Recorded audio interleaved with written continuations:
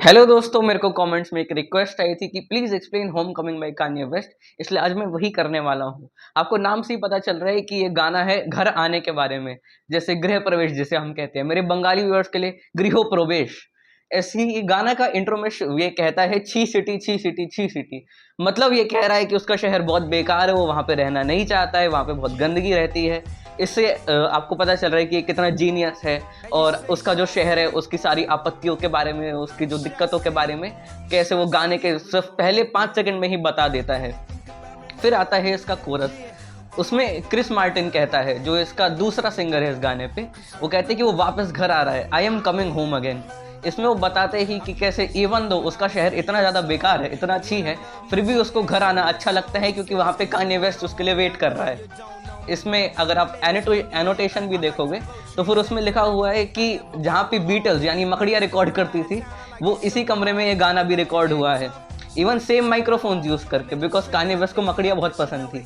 Chris Martin बहुत ठंडा है, इसलिए उसने तीनों दिन सेम ही कपड़े पहने थे क्योंकि चेंज करने में उसको ठंडी लग जाती है।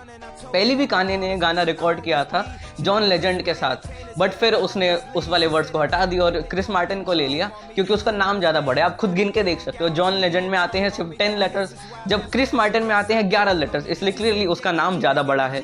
बाकी अगर आप वर्सेस देखोगे तो बताता है कि कान्ये वेस्ट जब 3 साल का था तब वो एक लड़की से मिला था जिसने बताया था कि उसका नाम विंडी है और वो ट्रीज को ब्लो करती है। यानी वो लड़की एक्चुअली लड़की नहीं थी, बट वो हवा थी, इसलिए वो कहती है कि वो ट्रीज को हवा देती है, वो पेड़ों को हवा देती है।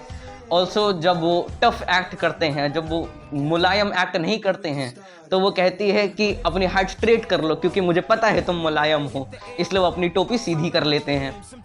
फिर वो बताता है कि जब रात हो रही होती है तो फिर जो हवा है, उसकी दो दोस्त विंडी है, वो लाइट करने लग जाती है।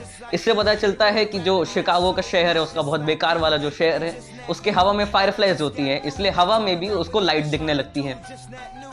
फिर वो कहता है कि तुम मेरे दिल में हमेशा रहोगे। वो इससे ये बताना चाहता है कि उसका दिल बिल्कुल हॉलो है, अंदर से उसके दिल के अंदर कुछ भी नहीं है, उसके दिल में छेद है, इसलिए हवा हमेशा उसके दिल के अंदर रहेगी। ये था वर्स 1 का एक्सप्लेनेशन। बताना अगर आपको वर्स 2 का भी एक्सप्लेनेशन चाहिए। मेरे को गानों के बारे में सब कुछ पता है, इसलिए आप मुझसे पूछ सकते हो। Bye bye, thank you.